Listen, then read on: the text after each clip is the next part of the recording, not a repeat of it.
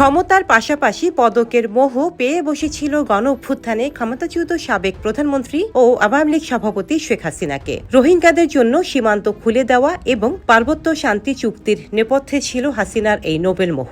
Doctor Mohammad Yunus Nobel পাওয়ায় আরও বেপরোয়া হয়ে ওঠেন পতিত এই স্বৈরাচার।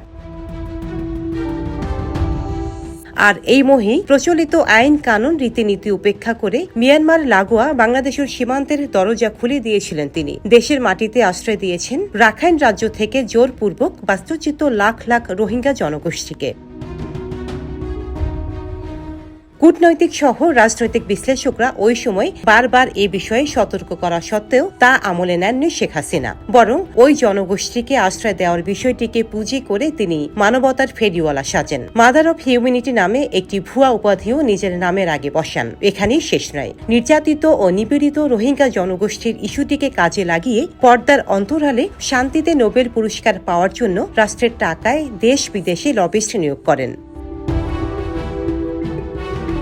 এ প্রসঙ্গে রাজনৈতিক বিশ্লেষক ও সিনিয়র সাংবাদিক মাসুদ কামাল বলেন, রোহিঙ্গারা একবার বাংলাদেশে ঢুকতে পারলে আর যে তারা ফেরত যাবে না বা ফেরত পাঠানো সম্ভব হবে না।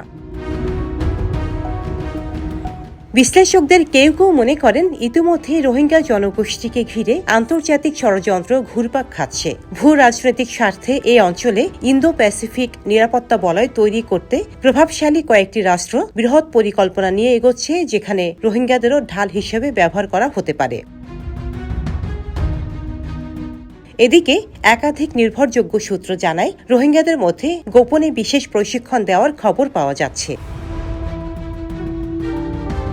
সীমান্ত ও ক্যাম্প নিয়ে কাজ করা উচ্চ পর্যায়ের একজন সরকারি কর্মকর্তা এ প্রসঙ্গে বলেন, মিয়ানমার থেকে মাদক চালানের সঙ্গে অস্ত্রও আসছে। রোহিঙ্গারা এর সঙ্গে জড়িয়ে পড়েছে।